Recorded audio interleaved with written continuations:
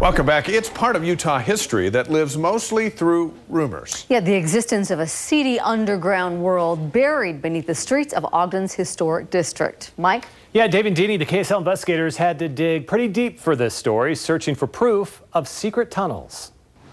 Welcome to O-Town, a city fast becoming known for high adventure and a vibrant nightlife. But take it back about 100 years or so. There was some opium dens. And you'll find that Ogden, all kinds of nefarious things that have gone on here in the last 100 years, has quite a dark history.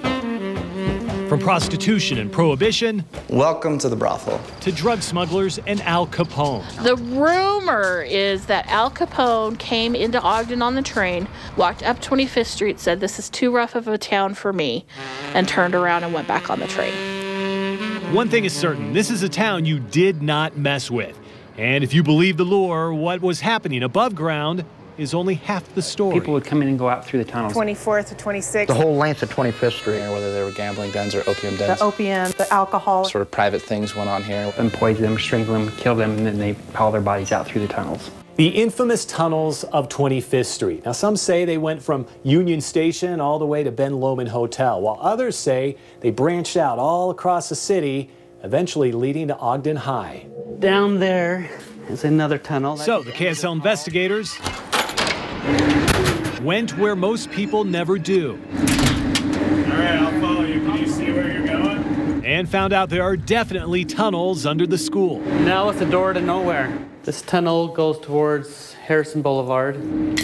7 to be exact. The old fallout shelter. Aaron TONKS is the head custodian, but what he has to say will be disappointing to many. So I've been in every single tunnel, on my hands, on my knees, in the water, and I know they do not go anywhere else other than under the building. He says the Ogden High tunnels were built for maintenance and definitely do not connect to a citywide underground. Okay, now that that's settled, there's still the matter of tunnels beneath 25th Street.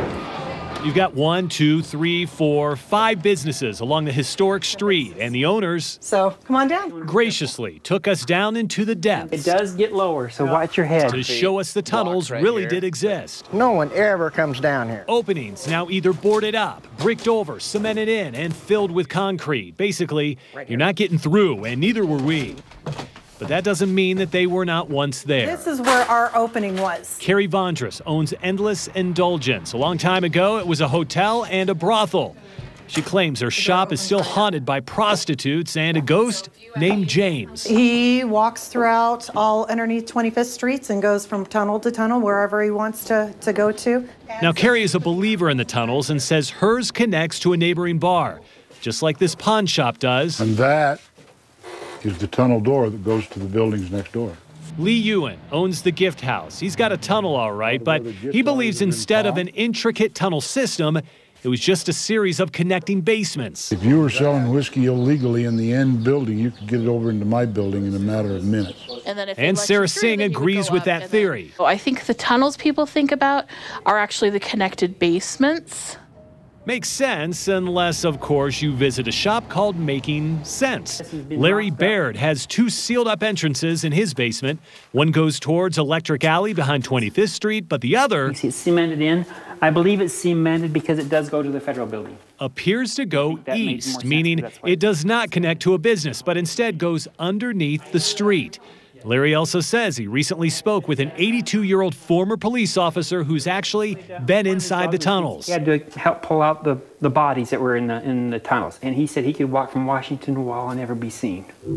Evidence that tunnel entrances went under the street can also be found Oh, I believe they're there. in a bar called the Lighthouse. They go towards the street. They go out underneath the sidewalk and towards the street. And another bar called Brewski's. See, this one's a lot wider. But Brewski's has something a little extra. Well, we've got a doorway here with some old moldings and then the windows on both sides. Remains of what appears to be an ornate storefront, difficult to explain away as a service entrance, and seemingly evidence that a hidden world existed.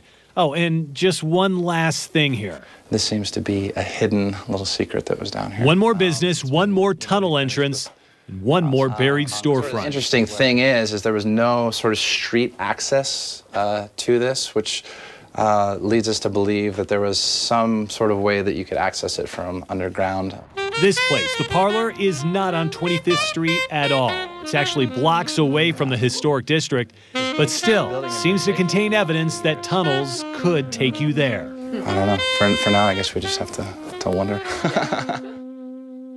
Fascinating, huh? We also talked to Ogden city planner about these tunnels. He says the city did some major reconstruction on 25th Street between 1979 and 1980 from Wall Avenue to Grand. They tore up the street and found no sign of tunnels.